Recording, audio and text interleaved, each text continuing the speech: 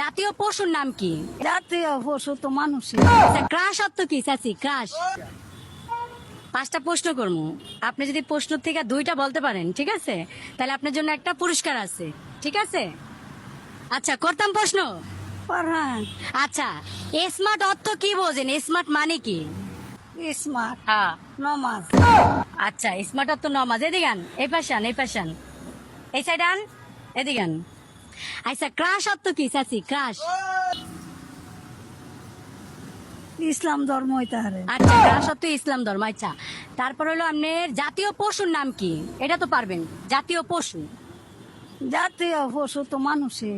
আচ্ছা, জাতীয় পশু মানুষ, ঠিক আছে।